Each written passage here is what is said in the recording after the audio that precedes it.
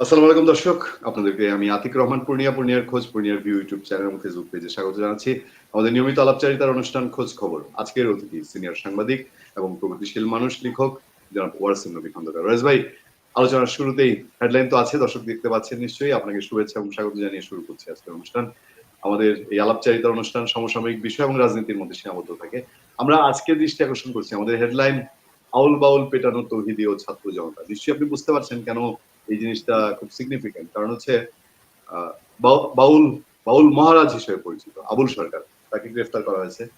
এরকম গ্রেফতার এখন ডাল ভাত হয়ে গেছে। এই গ্রেফতার আজকে ডাল ভাত হয়নি। আমি বলেছি সবসময় যে শরীয়ত সরকারকে আওয়ামী লীগের সময় একই ধরনের অভিযোগে গ্রেফতার করা হয়েছিল। এই অভিযোগ ধর্ম অবমাননা। ধর্মের কোথায় কি অবমাননা, ওই ক্লিপ একটা কাইটা দিয়ে ধরায় দিবে, ভিডিওর খন্ডাংশ কেটে দিয়ে। এই ভদ্রলোক অনেক এমন ধর্মের বক্তৃতা দিয়েছেন। আমি অনেক ওয়াজ মাহফিলে সমাবেশে আমি এরকম বক্তৃতা শুনি নাই, যেটাকে ইসলাম ধর্মকে ব্যাখ্যা করা যায়। সেই জায়গায় তাকে ধর্মের ব্যাখ্যা ধর্ম দিয়ে প্রতিহিত না করে তাকে জেলে যেতে হলো, নাম্বার ওয়ান। নাম্বার টু হচ্ছে এর পরের যে ঘটনা, মানিকগঞ্জে তুল কালাম কাণ্ড দেখলাম। মানিকগঞ্জে তার ভক্তরা মানববন্ধন করছিল।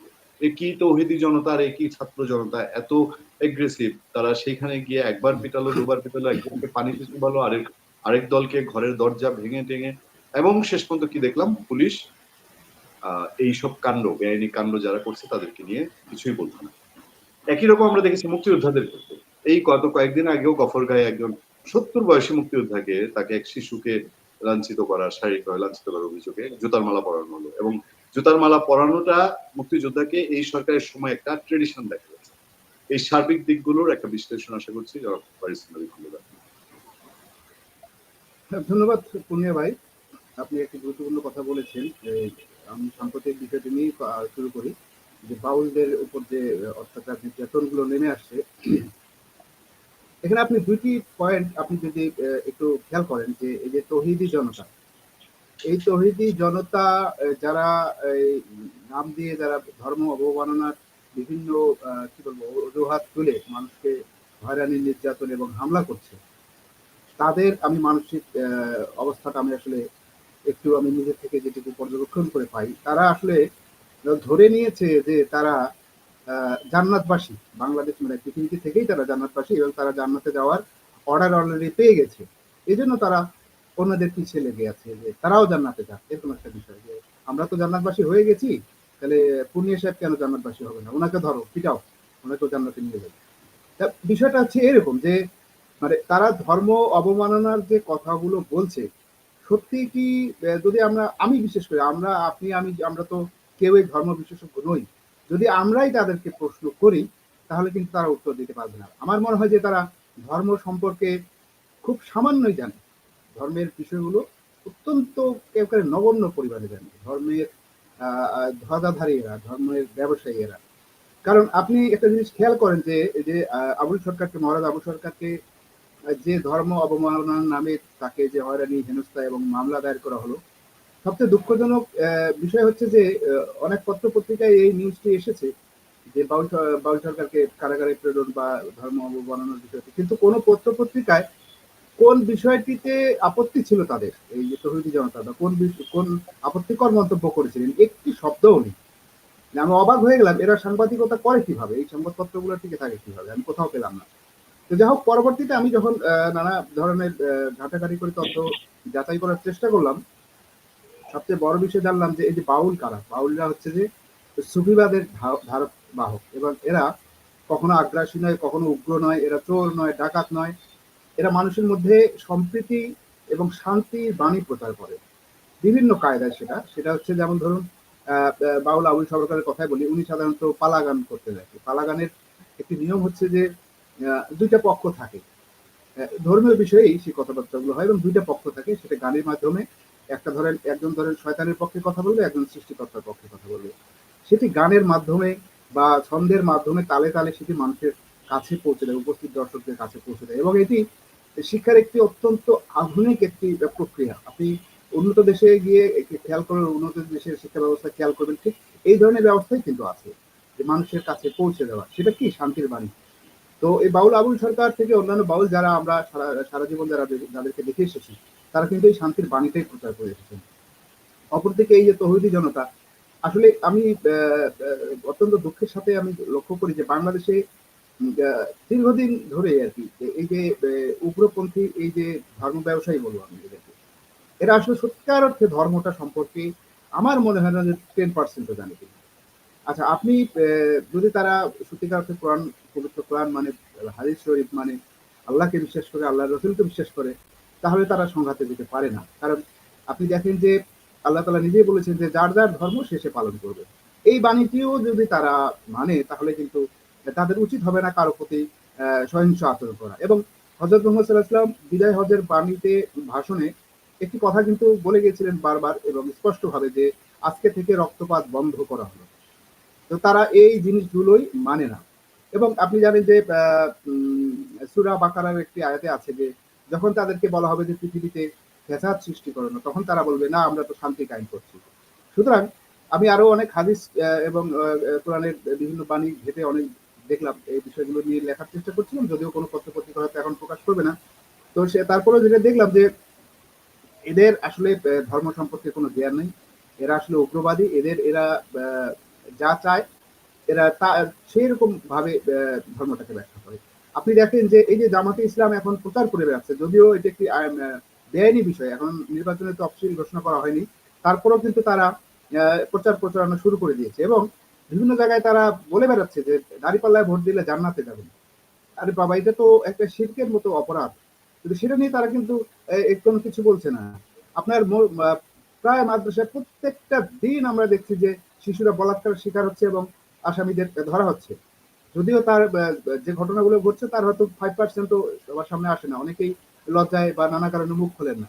তো সেই তৌহিদি জনতাগুলো কোথায়? তারা এই যে বলাৎকার করছে যে দাড়ি টুপি পরে আল্লাহর নাম নিয়ে, তাদেরকে তো সেই তৌহিদি জনতাগুলা ধরছে না বা তাদের বিরুদ্ধে কোনো অ্যাকশন নিচ্ছে না বা তাদের বিরুদ্ধে কোনো মিছিলে নামছে না। তো এরা কারা? এরা আসলে আমি মনে করি যে এরা সত্যিকার অর্থে এই যে শেষ জামানায় যে একটা হাদিস আছে যে শেষ জামানায় সবচেয়ে নিকৃষ্ট প্রাণী হবে আলেমরা। আমি আসলে এদের মধ্যে তাদেরই প্রতিচ্ছবি দেখতে পাচ্ছি এবং এদের মধ্যে আমরা শয়তানের প্রতিচ্ছবি দেখতে পাচ্ছি। এবং আপনি দেখবেন যে সামাজিক যোগাযোগ মাধ্যম থেকে শুরু করে বিভিন্ন জায়গায় এখন দাবি উঠছে যে অনেকেই বলছেন হে আল্লাহ এই বাংলাদেশের মুসলমানদের থেকে তুমি ইসলাম ধর্মকে রক্ষা করো। ঘটনাটা সেদিকে দাঁড়িয়েছে। আমাদের বাউল সমাজ, আমাদের ঐতিহ্য, আমাদের সংস্কৃতির বাহক। একটা দেশের মানুষের আইডেন্টিটি হচ্ছে তাদের সংস্কৃতি। বাউলরা তো চুরির কথা বলে না, বাউলরা তো ঘুষ খাওয়ার কথা বলে না, বাউলরা কাউকে হত্যা করার কথা বলে না। বাউলরা ধর্মের কথাগুলোই বলে, সুন্দরভাবে ব্যাখ্যা করে, যেটি তৃণমূল পর্যায়ের মানুষ বোঝে। আমাদের শহরে মানুষের আহ, আহ, চাওয়া একরকম বা আমরা একরকম ভাষা বা একরকম অঙ্গভঙ্গি বা যেটাই বলি একরকম চাওয়া, গ্রামের মানুষের চাওয়াটা আরেক রকম। গ্রামের মানুষকে যদি আপনি পালাগান দিয়ে একটা জিনিস বোঝাতে চান, তারা কিন্তু সহজেই সেটা ক্যাপচার করতে পারবে, বুঝতে পারবে। বাউলরা কিন্তু সেটি বলছেন। আর একটা বিষয় বলবো যে বাউলের যে দর্শন, এই যে নুরাল পাগলাকে যারা কবর থেকে তুলে আগুনে তার লাশ পুড়িয়ে হত্যা করলো, মানে পুড়িয়ে দিল, সেই নুরাল পাগলার দর্শন কি তারা একবার দেখেছে? কি কি বলতেন তিনি জীবদ্দশায়? আমি একটা ভিডিও তার দেখে অবাক হয়ে গেছি। তার এত বড় একজন দার্শনিক, বাংলাদেশের আমার তো মানে বিশ্বাস করতেও একটু কষ্ট হয়। যেমনটি আমরা দেখেছিলাম যে ওই যে কি বলে আরজ আলী মাতব্বরের বিষয়টি। তো আপনি এরা তো এই মোল্লারা তো আরজ আলী মাতব্বরের যুক্তিগুলোই খণ্ডন করতে পারবে না, আর এরা আসছে বাউলদের পিছনে লাগছে। সুতরাং এই বিষয়টা অত্যন্ত দুঃখজনক। আরেকটি দুঃখজনক বিষয় হচ্ছে যে এই অভিযোগ দিল জামাতের কর্মীরা বা তৌহিদি জনতা, একটা অভিযোগ দিল, পুলিশ নিয়ে চলে গেল। পুলিশের এত ভয় কেন? পুলিশের এত কি বলবো যে এই সরকারের এত প্রশাসনের এত ভয় কিসের? এটি তাকে মানে অভিযোগ দিল, সেটি যাচাই বাছাই না করে সরাসরি কারাগারে। এই কোন ধরনের আইন করছে বাংলাদেশে? আমার আসলে খুব কষ্ট লাগে এই জিনিসগুলো বলতে। যে আমার মনে হয় যে এই যে ধর্ম ব্যবসায়ীদের কাছ থেকে বাংলাদেশকে উদ্ধার করার একটা সুবর্ণ সুযোগ এসেছে আমাদের মনে হয়। এটি যদিও ইউনিট সরকার এটি করবে না, কিন্তু এই ধর্ম ব্যবসায়ীদের কাছ থেকে যদি বাংলাদেশকে উদ্ধার করা না যায়, এই দেশে কোনো শান্তি প্রতিষ্ঠা হবে না। আপনি চিন্তা করেন যে যেসব পৃথিবীতে কোনো ইসলামিক শাসনতন্ত্রে চালিত কোনো রাষ্ট্র নেই, বা যেসব জায়গায় এই ধরনের চেষ্টা করা হচ্ছে ইসলামী শাসনতন্ত্রে পরিচালিত একটি রাষ্ট্র প্রতিষ্ঠার জন্য, সেসব দেশে না আছে শান্তি, না আছে সমৃদ্ধি, না আছে অর্থনৈতিক মুক্তি। সুতরাং এদের কাছ থেকে আমাদেরকে মুক্তি পেতে অবশ্যই সরকারকে আরো কঠোর হতে হবে আমি মনে করি। এদেরও অভিযোগ, যারা এই যে বাউল একটা মানিকগঞ্জে আরেক বাউলের হামলা করলো, তারা পুকুরে জীবন বাঁচাতে পুকুরে ঝাঁপ দিল, তাকে সেখানে ঢিল মারা হচ্ছে। ছেলের হত্যা চেষ্টা মামলা হওয়া উচিত এটা না, সেটা তারা করছে না, প্রশাসন সেটি করছে না। এটি কোন দেশে বাস করছে আমরা? আমার খুব কষ্ট লাগে সব বলতে। শুনে ভাই। ওয়ারিদ ভাই, আমি দুইটা টপিকে একটু আপনাকে মনোযোগ দেবো। একটা হচ্ছে মুক্তিযুদ্ধের বিষয়টা আমি যাব। প্রথমত আমি এই টপিকটা শেষ অংশে জানতে চাই যে আসলে কিন্তু সংস্কৃতি উপদেষ্টা তিনি একটা যেটা আবার প্রধান উপদেষ্টা প্রেস সচিব এটাকে শেয়ার করে। তারা বোঝানোর চেষ্টা করছেন যে সংস্কৃতি উপদেষ্টা এই বিষয়ে খুব কনসার্ন। তিনি স্বরাষ্ট্র মন্ত্রণালয়ে কথা বলেছেন এবং ধর্মীয় অনুভূতিতে প্রেক্ষিতে তাকে বুঝিয়ে ফেলা হয়েছে যে এই প্রেক্ষিতে আবু সরকারকে জাস্টিফাই সরি এরকম একটা ব্যাপার। আরেকটা হচ্ছে আওয়ামী লীগ ঘরানার লোকজন আমি দেখছি যে একটা পোস্ট দিচ্ছে যে আবুল সরকারের মেয়ে বাউল শিল্পী পিটানো নিয়ে গুরুত্বপূর্ণ তথ্য দিল।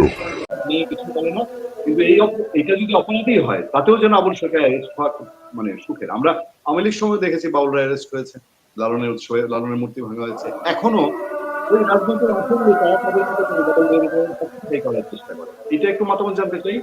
আর হলো মুক্তিযুদ্ধ কেন্দ্রিক যেটা জানার ছিল, আমি একবারই প্রশ্নটা সেরে ফেলছি। জামাতে ইসলামী কোন নেতা নির্বাচনী প্রচারে গিয়ে দেখেন বলছে যে মুক্তিযুদ্ধের ধোয়া তুলে আর এখন জামাত তারপরে আপনার পুলিশ ভিডিও সোশ্যাল মিডিয়ায় ভাইরাল হয়ে গেছে। পুলিশ এক ছেলে কুমিল্লার পরিচয় দিচ্ছে আমার বাবা মুক্তিযোদ্ধা, শোনার পরেই বলে কি মুক্তিযোদ্ধা বলে আবার 2টা মাইল বেশি দিচ্ছে। এই দুটো বিষয়ে সাংবাদিক আপনার বিশ্লেষণ। হ্যাঁ, ধন্যবাদ। আপনি বেশ কয়েকটি বিষয়ে গুরুত্বপূর্ণ বিষয় বলেছেন। তার মধ্যে আমি সর্বপ্রথম যেটি বলবো যে সেটা হচ্ছে সংস্কৃতি উপদেষ্টা এক জায়গায় বলেছেন যে কোথাকার কোন বাউল কি করেছে সেটা নিয়ে তো মাথা ঘামানো কি আছে বা এরকম একটা বিষয়। মানে বাউল আবুল সরকারকে তিনি মূল্যায়ন করতে চাননি। আমি এই প্রেক্ষিতে একটি কথা বলবো, তিনি কোথাকার কোন ডিরেক্টর ছিলেন ভাই? তিনি কতদূর লেখাপড়া করেছেন, কি নাটক বানিয়েছেন, কি সিনেমা বানিয়েছেন? তো আপনার এত সাহস, আপনি শনিবার বিকেল সিনেমাটা এখন ছাড়ছেন না কেন? ছাড়েন দেখি। মানে এখন ভোল পাল্টে ফেললেন তিনি, এখন মানে হুট করে ক্ষমতা পেয়ে ভোল পাল্টে ফেললেন। ওনার সাহস থাকলে শনিবার বিকেল সিনেমাটা ছাড়ুক না। আর তৈরি করলেন কেন এই সিনেমাটা? কি কোন উদ্দেশ্যে তৈরি করেছিলেন? আপনি উনি কোথাকার কোন ডিরেক্টর, কোথাকার কোন সংস্কৃতি উপদেষ্টা হয়ে গেলেন? সবকিছু রাজাকারী বাণী দিয়ে এসে হঠাৎ করে উপদেষ্টা হয়ে গেলেন। আর উনি বাউলকে কোথাকার কোন বাউল বলছেন? আপনি বাউল আবুল সরকার সাথে মিশুক না কয়েকটা দিন, তার দর্শনটা বুঝুক না, বুঝে ব্যাখ্যা করার ক্ষমতা 2 কলম লিখুক না, দেখি কতটুকু লিখতে পারেন তিনি। তার তো আমরা নাটক সিনেমাগুলো দেখেছি যে বাংলা ভাষাটাকে কিভাবে নষ্ট করতে হয়, বাংলা সংস্কৃতিটাকে কিভাবে নষ্ট করা হয়, বাংলার ঐতিহ্যটাকে কিভাবে নষ্ট করে, সবকিছুই তিনি করেছেন। তো তিনি এই ধরনের বক্তব্য দেন, এটি আসলে হাস্যকর বিষয়। এক নাম্বার বিষয় এটি। আর আমার কথা হচ্ছে যে আইনের আপনারা আইনের ধোঁয়া তুলে, আইনের শাসনের ধোঁয়া তুলে ক্ষমতায় বসলেন, ক্ষমতা দখল করলেন, আপনারা আইনকেই তো অক্কা করছেন না, যা খুশি তাই করছেন সবাই। আমি অবাক হয়ে যাই আজকেও, অপ্রাসঙ্গিক হলো এই বিষয়টি বলি যে জিয়াউল হকের, সাবেক সেনা কর্মকর্তা জিয়াউল হকের আইনজীবী নাজনীন নাহারকে এই যে চিফ প্রসিকিউটর তাজুল ইসলাম তাকেও হুমকি দিয়েছেন যে আপনি চুপ থাকুন, নাহলে আপনিও কারাগারে যেতে পারেন। তো এই যদি আইন শৃঙ্খলা পরিস্থিতি হয়, একজন আইনজীবী আরেকজন আইনজীবী তো যুক্তি তর্কের মাধ্যমে একটা মামলার বিষয় সত্যতা নিরূপণের চেষ্টা করবেন, তাকে যদি হুমকি দেওয়া হয় তাহলে আইন শৃঙ্খলা কোথায়? আপনি এখন মুক্তিযোদ্ধার যে বিষয়গুলো বললেন, মুক্তিযোদ্ধাদের আমরা দেখুন কি বলবো যে খুবই হতাশাব্যঞ্জক একটি বিষয়। আপনি এই 5 আগস্টের পরে মুক্তিযোদ্ধারা যেভাবে লাঞ্ছিত হয়েছেন, মুক্তিযোদ্ধারা যেভাবে হামলার শিকার হয়েছেন,